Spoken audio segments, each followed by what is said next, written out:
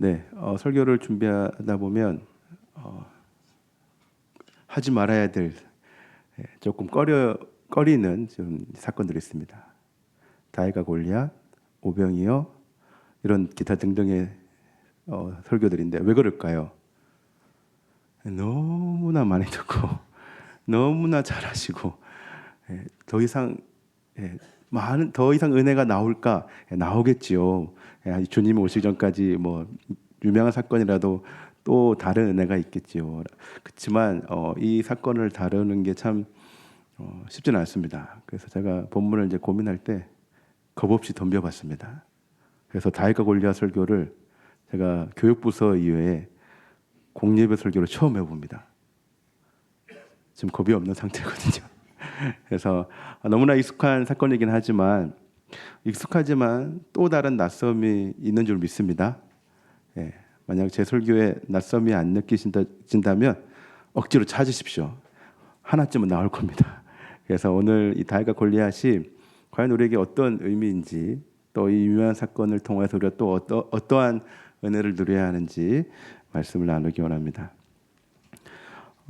오늘 제목은 승리보다 중요한 승리의 결과 혹은 뭐 과정, 이렇게 제가 제목을 지어봤는데요. 여러분 한번 생각해 보십시오. 우리가 승리도 참 중요하지만 승리의 기쁨 참 좋지만 과연 그 승리가 주어지는 그 결과에 우리가 얼마나 생각하고 기억하고 있는가, 또 거기에 우리가 어떠한 의미를 두고 있는가를 좀 생각해 봐야 될 것 같습니다. 그래서 오늘 승리의 결과에 대해서 좀 주목하기를 원하는데요. 여러분 그 고대 로마를 생각해 보시면 아마 그 배너나 이런 영화 보셨나요? 배너? 아십니까 배너? 예. 중고등부는 배너 하면 모릅니다. 예. 근데 배너 여러분 아시죠? 그 배너에 보면 유명한 장면이 있죠. 어떤 장면이 있죠? 예, 마차 싸움 제일 유명한 장면이죠. 예, 저도 참 감명 깊게 봤는데 그 마차 장면 이전에 그 배너나 이런 고대 로마가 나오는 영화를 보면 그 이제 개선하는 장면이 나옵니다. 로마 장군이 전장에 가서 승리해서 그 개선문을 지나가는 장면이 나오는데 그 개선하는 장면을 보면 보통 어떤 장면이 기억나시죠? 꽃가루가 막 날리면서 그 장군이 앞에 서면서 이렇게 행진하지 않습니까? 이 개선문은 그 전쟁에서 승리한 이 개선 장군을 기념하기 위해 세워진 문입니다. 그렇기 때문에 이 개선 행진은 어떤 승리의 기쁨을 최고조로 끌어올리는 굉장히 중요한 행사입니다. 우리 사진 제가 준비했는데, 네. 보이시나요? 네. 저기 이제 개선하는 장면인데, 저 뒤쪽에 보면 왼쪽 위에 보시면 이제 문 같은 게 보이죠. 예. 뭐 우리나라 독립문 같이 비슷하게 생겼는데, 저기 개선문이고, 개선문으로 이제 그 개선 장군이 앞세워서 그 군대를 이끌고 갑니다. 이제 개선을 할 때 포로도 보여줍니다. 예. 또 모든 온갖 보물도 보여주고 해서 어떻게 이겼고 또 어떠한 포로와 어떠한 전쟁물들 또 그 수확물을 어떻게 얻었는지 이렇게 잘 보여주는데요. 근데 이 개선 행사를 통하여서 또 다른 의미가 하나 있는데 그 뭐냐면 이 전쟁을 한 이 부대와 장군들에게 경사들에게 이 전쟁에서의 피로와 또 스트레스 등을 한 번에 날려버려주는 그런 중요한 행사이기도 합니다. 그러니까 얼마나 이 개선하는 장군과 병사들은 기쁘겠습니까? 자신의 어떤 노고와 그런 땀과 피들을 온 백성이 모여서 치하해주고 또 왕이 나와서 위로해 준다면 얼마나 이게 좋겠습니까? 이게 뭐 이런 승리도 있고요. 또 우리가 여러분 좋아하실런지 모르겠지만 스포츠 경기에서도 이제 승리라는 게 있지 않습니까? 뭐 앞서 말한 건 전쟁에서 승리인데 스포츠 경기에서도 승리를 하잖아요. 뭐 야구 좋아하시는 분도 있을 것이고 축구 좋아하는 분도 계실 것인데 스포츠 경기 혹은 뭐 축구나 야구나 이런 경기를 보면 보통 2-3시간 정도 하거든요. 그럼 2-3시간 동안 보는 이유가 무엇일까요? 왜 그렇게 3시간 동안 야구를 봐야 하고 2시간 동안 축구를 봐야 할까요? 그렇죠. 승리의 그 순간의 기쁨을 만끽하기 위해서 우리는 봅니다. 여러분 뭐 2002년 월드컵을 기억해 보십시오. 기억나시죠? 그날의 그 희열과 기쁨. 우리나라가 4강에 들어갔을 때 얼마나 기쁘고 좋았습니까? 그 순간을 만끽하기 위해서 우리는 이제 경기를 보죠. 근데 예를 들어 자신이 그 응원하는 팀이 지면 어떨까요? 하루 종일 기분이 찝찝합니다. 예. 제가 좋아하는 롯데가 또 졌거든요. 벌써 4연패입니다. 예. 너무 섭섭하더라고요. 어제 지는데. 지면 찝찝하죠. 승리한 건 선수인데 기쁨의 정도는 선수나 우리랑 동일한 것 같고 지면 똑같이 선수처럼 안타까워합니다. 근데 여기에 이제 승리의 함정이 있는데요. 여러분 승리의 기쁨에 그 순간 주는 그 승리의 기쁨에 너무 도취하면요. 왜 우리가 승리해야 하는지를 깨닫지 못합니다. 뭐 예로 뭐 정치인들 우리 선거를 한번 보십시오. 선거에 이기려고 얼마나 열심히 뭐 이렇게 뭐랍니까 선거지도 돌리고 막 홍보하지 않습니까? 그때 당선됐을 때 얼마나 기쁩니까? 그런데 정말 그 정치인들이 그 기쁨에 힘입어서 국민들을 과연 잘 섬기고 잘 뭐 이끌어가는가 나라를 혹 선거의 그 승리의 기쁨만 또 생각하지 않는가? 그러니까 승리의 기쁨에 너무 매몰되면 그 이후에 내가 해야 될 모습과 의무들을 망각할 때가 있는 것 같습니다. 그리고 그 이후에도 승리에 대한 부담감이 있습니다. 반드시 나는 승리해야 된다라는 승리의 도취에 빠지게 되면 이런 이제 결과를 가져오게 되는데요.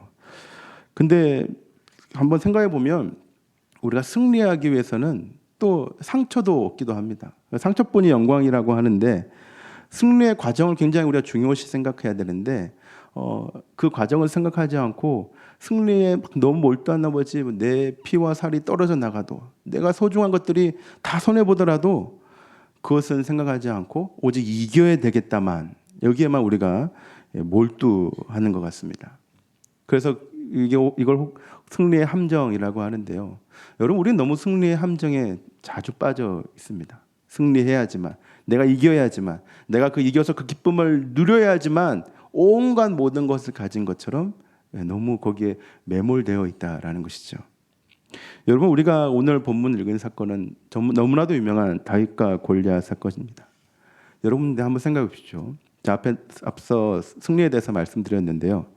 여러분 다윗은 왜 골리앗을 이길 수 있었고 다윗은 왜 전쟁에 참여했을까요?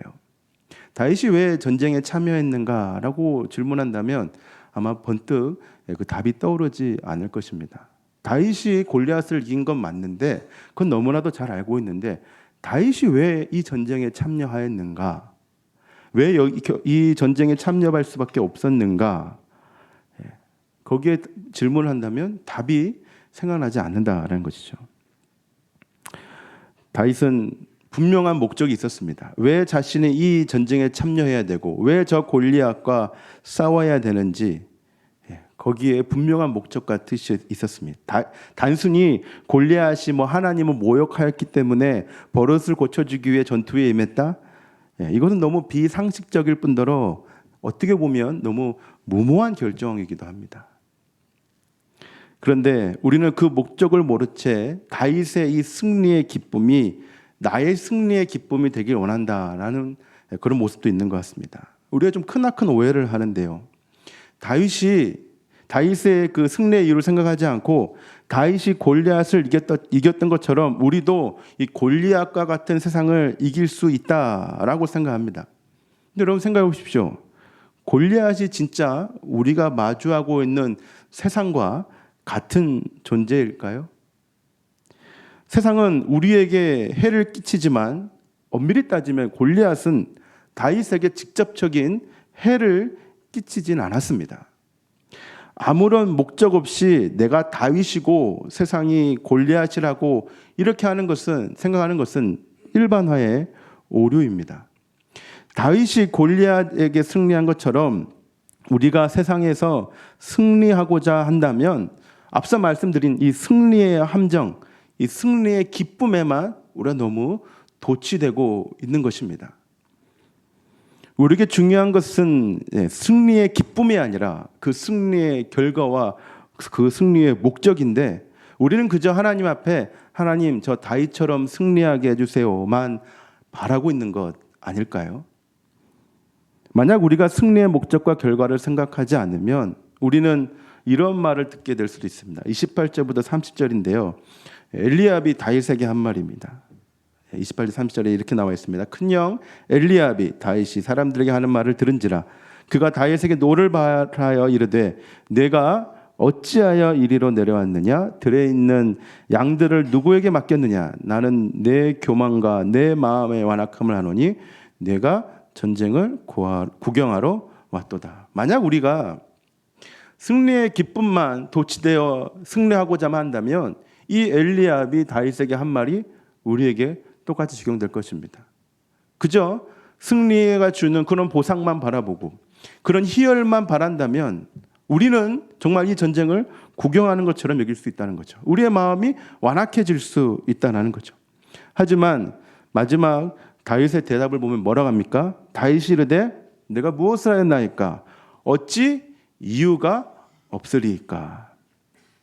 승리의 목적, 내가 왜 승리해야 하는지 그 목적을 안다면 다윗과 같이 대답할 수 있습니다. 형님, 제가 왜 이유가 없겠습니까? 내가 왜 승리해야 될, 이 전쟁에 참여해야 될 이유가 왜 없겠습니까? 저에게는 분명한 목적이 있습니다. 저는 이 전쟁에 참여해야 될 이유가 있고 이 전쟁에서 승리해야 할 이유가 있습니다. 그런 고백이 저와 여러분들의 고백인 것이죠. 그렇습니다. 다윗은 골리앗을 이기게 하는 이유가 있었고 목적이 있었습니다. 그의 형 엘리압의 말은 이유 없이 목적 없이 승리하기만을 원하는 우리를 꼬집는 말입니다. 하지만 다윗에게는 전투에 그 이유가 있었고 승리해야만 하는 분명한 목적이 있었습니다. 그렇다면 다윗은 왜 그 전투에 임했고 승리해야만 했을까요? 46절이 첫 번째 답을 주는데요. 46절에 보면 아주 중요한 말씀이 있습니다. 온 땅으로 하나님의 계신 줄을 알게 하리라. 첫 번째는요. 온 땅으로 하나님이 계신 줄 알게 하리라. 이것이 다윗이 전쟁에 참여한 이유라고 할 수 있습니다. 성도 여러분, 우리 블레셋의 상태를 한번 생각해 봅시다. 지금 골리앗을 앞세운 블레셋이 이스라엘을 보는 심리 상태는 어떨까요? 자만심이 있겠고 우월감이 있겠고 자신감이 있지 않겠습니까? 이 골리앗이라는 거인은 블레셋이 우월감을 가질 수 있는 최고의 대상입니다. 그 우월감으로 비난합니다. 이스라엘 군대를 비난하죠. 그러면 요즘 세상이 우리 그리스도인들을 보는 심리 상태는 어떨까요? 세상은 과연 우리를 어떻게 볼까요? 우리 한번 우리 그림을 한번 보여주시면 좋겠는데 그 통계가 나와 있는데요.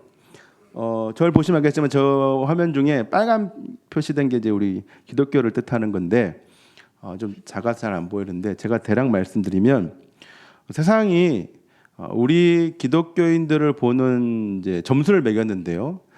우리를 몇 점에서 보냐면 0점에서 100점 만점 중에 0점에서 24점을 준 사람이 54%입니다.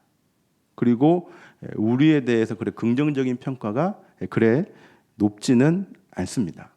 세상은요, 저 통계처럼 이제 그리스도인들을 경쟁의 대상이 아닌 비난의 대상으로 바라보고 있습니다. 싸울 만한 대상이 아니라 한 수 아래 비난의 대상으로 우리를 여긴다는 것이죠. 골리앗이 이스라엘 군대를 그렇게 보는 것처럼요. 골리앗은 이스라엘을 싸울 상대로 여기지 않았습니다. 그러니 어떻게 나옵니까? 골리앗 혼자 나옵니다. 그리고 이스라엘 군대를 낮게 여깁니다. 세상이 기독교를 낮게 보이는 이유는 여러분 하나님 때문이 아닙니다. 세상은 하나님을 욕하지 않습니다. 세상이 기독교를 낮게 보는 이유는 하나님 때문이 아니라 우리 그리스도인들 때문입니다. 1차적으로요. 골리앗이 모욕한 대상은요. 하나님이 아니라 이스라엘입니다. 10절에 보시면요. 이스라엘의 군대를 모욕하였으니 라고 하고요. 26절에 보면요. 하나님의 군대를 모욕하느냐라고 합니다. 물론 궁극적으로는 이스라엘 군대를 모욕하는 것이 하나님을 모욕한 것이지만 원래 블레셋은 하나님에 대한 두려움을 가지고 있었습니다. 오늘 우리가 읽은 장은 사무엘상 17장인데요. 이전 장인 사무엘상 5장을 보면요. 하나님의 언약궤가 블레셋으로 가는 장면이 나옵니다. 언약궤가 다곤 신상 옆에 있었거든요. 다곤 신상 옆에 있으니까 다곤 신상이 어떻게 됐을까요? 예. 경상도 말로 뽀사졌습니다. 진짜 이게 부서진 것도 아니고 이렇게 반동가리로 뽀사졌습니다. 그 화면 제가 그림을 준비했는데 뽀사졌죠. 네, 저 부서진 게 아닙니다. 그냥 이렇게 뽀사진 건데요. 언약궤가 옆에 있는 다곤 이상이 저렇게 부서지고 뽀사졌습니다. 그러고 난 뒤에 저 언약궤를 가드에 옮기는데 독종이 생깁니다. 여러분 가드는 어딜까요? 가드가 어딜까요? 그 처음 들어보는 동네인데요. 하시면 안 됩니다. 골리앗을 알면 아는 동네입니다. 골리앗의 고향입니다. 그러니까 이미 골리앗은 하나님에 대한 존재를 인식하고 있었습니다. 자기 고향 사람들이 이 언약궤로 말미암아 하나님으로 말미암아 독종에 걸렸다는 걸 골리앗은 충분히 알고 있었습니다. 그렇기 때문에 블레셋 사람들은 하나님에 대한 두려움이 가득하였습니다. 그렇기 때문에 지금 골리앗의 비난과 이 부정적인 평가는 하나님이 아니라 첫 번째로 이스라엘 군대를 향한 비난입니다. 하지만 이스라엘 군대를 모욕하는 것은 누굴 모욕하는 것일까요? 하나님을 모욕한 것입니다. 이럴 말을 들은 다윗의 심리 상태는 어땠을까요? 이 블레셋 장군인이 골리앗이 하는 이 말을 들었을 때 다윗의 마음 어땠을까요? 거룩한 분노가 치밀어 오르기 시작합니다. 26절에 뭐라 합니까? 이 할례받지 않은 블레셋 사람이 누구이기에 살아계시는 하나님의 군대를 모욕하겠느냐. 네, 골리앗은 이스라엘 군대를 모욕하였지만 다윗은 하나님을 모욕한 것이라고 합니다. 지금 다윗은 블레셋과 이스라엘과의 싸움이 아닌 이 다곤과 하나님과의 싸움이라고 봤습니다. 국가와 국가의 전쟁이 아닌 신들의 전쟁이라고 다윗은 인식한 것입니다. 다윗은 골리앗을 한 사람이 아닌 이 영적 전쟁의 한 대상으로 생각하였습니다. 바로 이 지점이 다윗이 이 전투에 동참하게 된 첫 번째 포인트라고 할 수 있습니다. 다윗이 지금 전투에 참여한 목적은 앞서 말씀드린 것처럼 46절 온 땅으로 이스라엘에 하나님이 계신 줄 알게 하겠다라는 것입니다.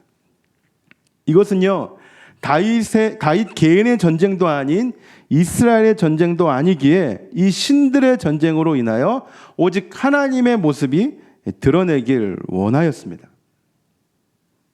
온 땅 가운데 하나님의 모습이 온전히 드러나는 것, 이것이 다윗이 원하였던 모습인 것이죠. 지금 골리앗이 하나님의 군대를 모욕하는 것은 겁먹은 이스라엘 때문입니다. 진정으로 하나님을 두려워했다면, 이스라엘 백성들이 하나님을 두려워했다면 골리앗은 결코 이러한 비난을 할 수 없습니다. 이스라엘이 살아계신 하나님을 제대로 보여주지 못하였기 때문에 골리앗은 이스라엘 군대를 비난한 것입니다. 만약 이스라엘 군대들이 하나님을 이 골리앗 가운데 제대로 나타냈다면, 보여주었다면 예전에 경험했던 트라우마가 있기에 골리앗은 절대로 이스라엘 군대를 비방하지 못하였을 것입니다. 성도 여러분, 세상이 우리를 비난하는 것도 우리가 하나님을 제대로 보여주지 못하였기 때문입니다.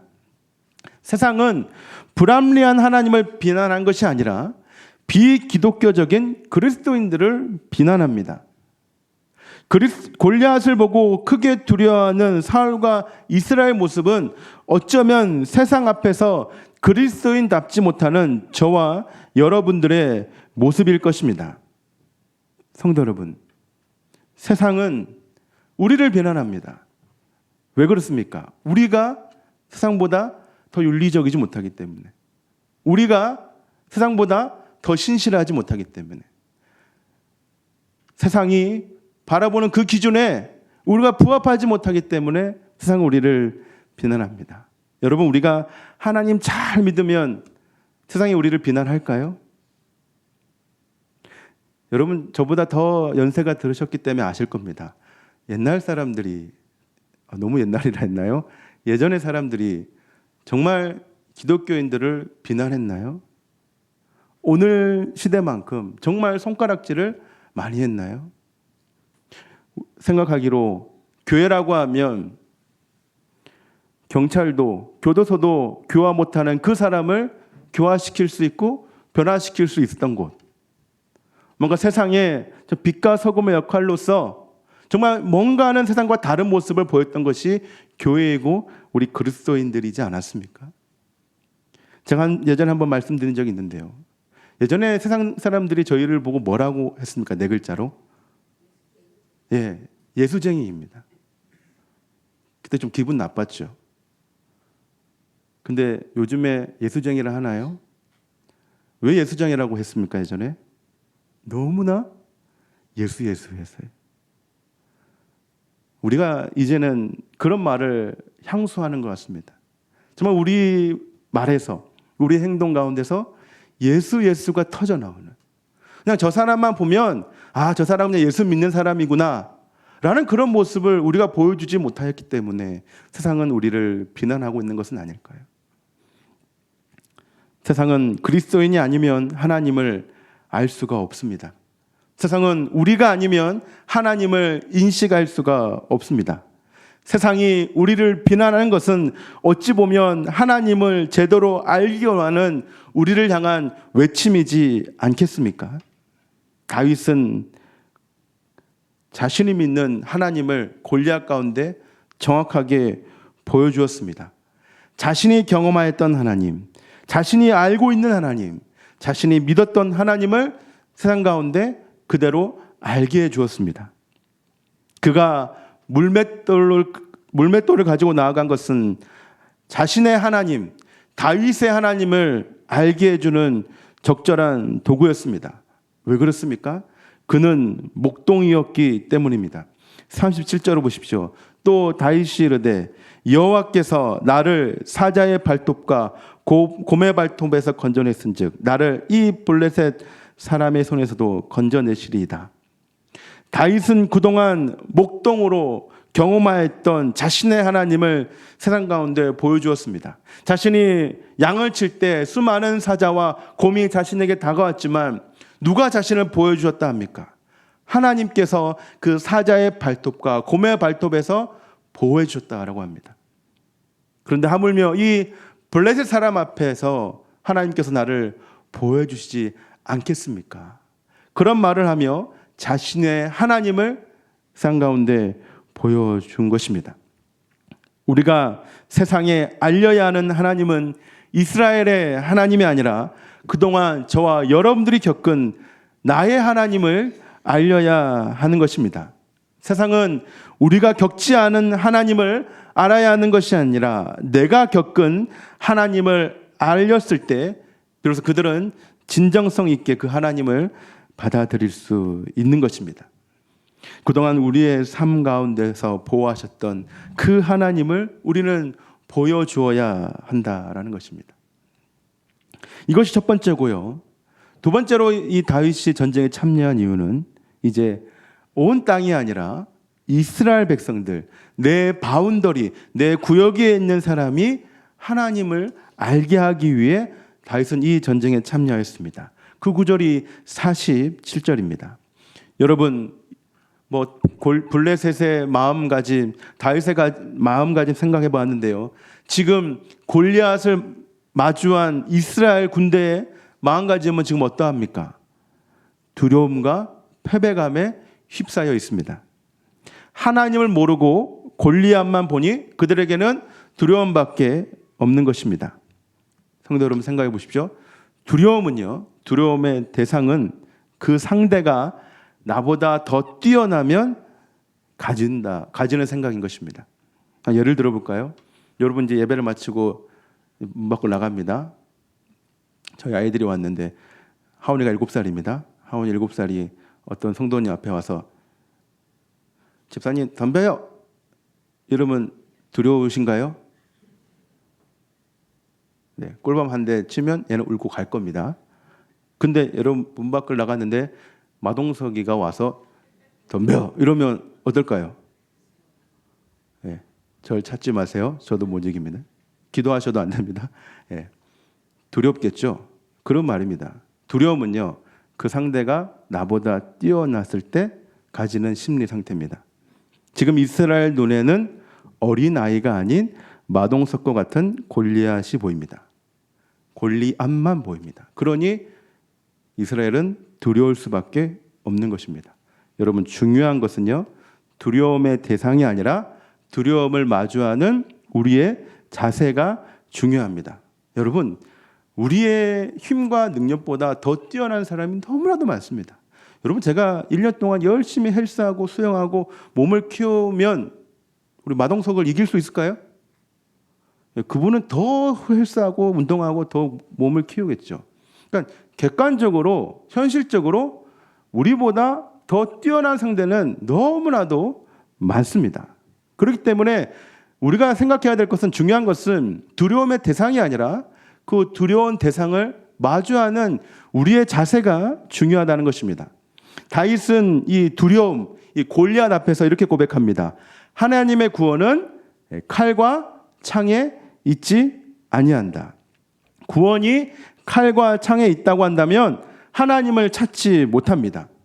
이스라엘은 칼과 창으로만 골리앗을 마주하니 두려울 수밖에 없는 것입니다. 왜냐하면 골리앗의 칼과 창이 더 위력적이었기 때문입니다. 제가 이거 단위 환산을 해봤는데요. 그 골리앗이 입은 갑옷의 무게가 몇 킬로인지 아십니까?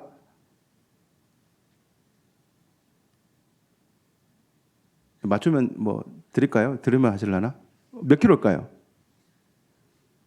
55킬로입니다. 무게가 55킬로입니다. 제가 어제 정확히 계산했습니다. 네이버 계산기로. 55킬로고요. 그 창날, 그 창 뒤에 나무 말고요. 날만 6킬로. 감사합니다. 이렇게 놀라주셨어요. 나머지는 아무도 안 놀래고 있거든요. 6킬로 뭐 아령도 들 수 있는. 키는 저보다 조금 더 큰 2m 7. 저보다 제가 한 2m 5 되거든요. 2m 7. 그러니까 키는 2m 7이고요. 창날의 무게는 6kg고요. 갑옷은 55kg입니다. 별로 안. 뭐 그 정도는 옆집 아저씨도 그 정도 합니다라는 그 눈빛인데, 그만큼 대단하죠. 이스라엘과 비교했을 때 너무너무 위력적입니다. 다윗의 나이는 몇 살이었을까요? 13살 혹은 15살이었습니다. 키가 저만했을까요? 아닙니다. 발육 상태가 크지 않았기 때문에 지금 13살, 15살보다 훨씬 작았습니다. 그 앞에 선 다윗과 골리앗의 모습은 정말 어린 난장이와 큰 거인의 모습이었을 것입니다. 너무 위력적이죠. 우리가 세상이 두려워하는 이유는 세상이 너무나 우리보다 더 위력적이기 때문입니다. 위력적이지 않으면 우리는 세상을 두려워하지 않습니다. 그래서 우리는 더 위력적이려고 칼과 창을 내 나름대로 막 갑니다. 준비하죠. 하지만 생각해 보시죠. 우리에게, 그리스도인들에게 칼과 창은 어울리지 않는 무기들입니다. 그것을 상징적으로 보여주는 장면이 38절과 39절입니다. 우리 다 같이 한번 읽어볼까요? 시작. 이에 사울이 자기 군복을 다윗에게 입히고 노투구를 그의 머리에 씌우고 또 그에게 갑옷을 입히매 다윗이 칼을 군복 위에 차고는 익숙하지 못함으로 시험적으로 걸어보다가 사울에게 말하되 익숙하지 못하니 이것을 입고 가지 못하게 있나 하고 곧 벗고. 그렇습니다. 여러분, 칼과 창과 노트구는요, 갑옷은요, 다윗에게 익숙하지 않는 모습이기도 하지만 우리 그리스도인들이 세상을 마주할 때 칼과 창과 갑옷은 익숙하지 않은 물건입니다. 우리에게 칼과 창은 결코 어울리지 않는 방법인데요, 어울리는 방법은 딱 한 가지입니다.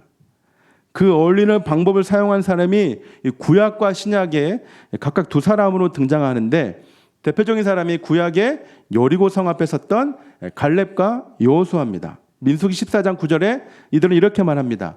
그들은 우리의 먹이라, 그들의 보호자는 그들에게 써놨고 여호와는 우리와 함께 하시느니라. 그들을 두려워하지 말라라고 말했고요. 사도행전 보시면요, 대제사장 앞에 섰던 베드로와 요한이 이렇게 말합니다. 이에 베드로가 성령이 충만하여 이르되, 이들은 세상 앞에 자신에게 가장 어울리는 방법인 하나님을 들고 나아갔습니다. 갈렙과 여호수아는 하나님과 함께함을 들고 나아갔고요. 베드로는요, 성령이 충만함으로 대제사장 앞에 섰습니다. 그러니 세상이 골리앗처럼 보이겠습니까? 어린아이처럼 보이겠습니까? 하나님과 함께 있으면 골리앗은 어린아이처럼 보입니다. 그러니 다윗에게 골리앗은 마동석 같은 존재가 아니라 정말 낮고 낮은 어린아이인 것입니다. 다윗은 이 어린아이인 골리앗에게 물맷돌 5개를 들고 나아갔습니다. 물맷돌 5개를 들고 간 것의 의미는 어떤 특별한 행동이 아니라 늘 그랬던 것처럼 이 목동이 항상 소지하고 있던 물맷돌의 개수입니다. 골리앗이라고 특별한 것이 아닌 여전히 자신이 곰과 사자를 마주했을 때처럼 동일하게 준비했습니다. 그리고 물맷돌과 함께 아주 분명한 방법을 들고 왔습니다. 그 방법이 무엇입니까? 하나님을 들고 나아간 것입니다. 아주 작은 이 물맷돌은 하나님을 신뢰한다는 다윗의 믿음의 고백인 것입니다. 그래서 다윗은 지금 골리앗과의 전투를 통하여서 이스라엘에게 딱 한 가지 원하는 것을 말하고 있습니다. 그것은 바로 뭡니까? 내가 물맷돌로 들고 이 골리앗 앞에 나아간 것처럼 이스라엘 백성들이 칼과 창이 아닌 오직 하나님을 들고 나아가길 원하는 것. 어울리지 않는 칼과 창이 아닌 가장 잘 어울리는 이 하나님을 들고 나가길 다윗은 원하였던 것입니다. 그래서 47절 중반절에 이렇게 선포합니다. 이 무리에게 알게 하리라. 지금 다윗은 승리의 기쁨이 아닌 이 승리의 목적, 승리의 결과를 이스라엘이 하나님을 알기 원합니다 라고 정의하고 있습니다. 성도 여러분, 기적은요 중요한 것이 절대 우리에게 아닙니다. 기적이 중요한 것이 아니라 그 승리의 목적과 결과, 즉 구원이 하나님에게 있다는 것이 중요한 것입니다. 승리의 일시적인 기쁨이 아닌 승리의 참 주인이신 하나님을 알기를 원하는 것, 이것이 우리가 알아야 되는 사실인 것입니다. 기적과 승리를 갈망하는 성도 여러분, 극적인 승리의 기쁨이 아닌 내가 왜 승리해야 하는지를 여러분 알고 있습니까? 승리만을 바라보지 마시고 오병이어의 떡만 바라보지 마시고 홍해의 지팡이만 보지 마시고 그 뒤에서 역사하시는 그 하나님의 뜻을 발견하는 저와 여러분들이 되길 바랍니다. 말씀을 마무리하겠습니다. 이렇게 살다 보면요, 다윗이 열심히 이 골리앗 앞에 나아갔지만 앞서 우리가 구절을 읽었던 것처럼 형 엘리압은 다윗을 인정해 주지 않았습니다. 다윗을 비난했고요. 또 44절을 보면 사울 왕은 다윗을 보고 소년이라고 하며 불신하였습니다. 다윗은 적군에게나 아군에게나 환영을 받던 사람은 아닙니다. 친형 엘리압의 핀잔과 사울 왕의 무시는 아마 골리앗의 모습과 말보다 더 뼈아팠을 것입니다. 그런 거 보면 우리가 모든 사람에게 환영받는 것은 아닙니다. 골리앗이라는 어려움도 힘들지만 가까운 사람이 더욱더 흔들어 버린다면 핑크빛 미래보다는 회색빛 미래만 아마 가득하게 되겠죠. 하지만 주위 사람들의 비난과 불신마저도 다윗을 꺾을 수 없었습니다. 왜냐하면 그들 또한 승리의 주인이 하나님임을 알기 원하는 것, 그것을 다윗이 소원했기 때문입니다. 그러므로 우리는 알게 해야 합니다. 내 주위에 우리를 비난하고 불신한다 할지라도 나와 내 주변이 하나님을 알게 하리라는 그런 사명감과 결단이 있어야 할 것입니다. 승리의 기쁨만 아는 자는 사명을 알 수가 없습니다. 하지만 승리의 결과와 목적을 아는 자는 그 누구도 흔들지 못한 사명을 압니다. 오늘 저와 여러분들 앞에 골리앗이 있습니까? 그러면 그 골리앗을 통하여 하나님을 발견하고 하나님의 사명을 찾길 바랍니다. 그리고 그 승리의 목적을 저와 가족과 또 교회에게 알게 해주시기 바랍니다. 성도 여러분, 오늘도 골리앗을 이기는 기적을 경험하십시오. 그리고 골리앗을 이겼다는 것에 도취하지 마시고 우리에게 그 하나님을 보여주십시오. 구역 모임에서, 선교회 모임에서 제가 골리앗을 이겼습니다가 아니라 살아계신 하나님께서 골리앗을 이겼습니다 라고 하며 하나님을 보여주는 저와 여러분들이 되길 바랍니다. 그래서 다른 사람들도 골리앗을 이기는 것을 기대하는 것이 아닌 이 모든 전쟁을 이기신 하나님을 기대하게 해주시기 바랍니다. 그래서 어떤 어려움과 또 힘듦이 찾아온들지라도 이 사명감을 가지고 오직 하나님만 바라보고 오롯이 나아가는 저와 여러분들이 되길 바랍니다. 우리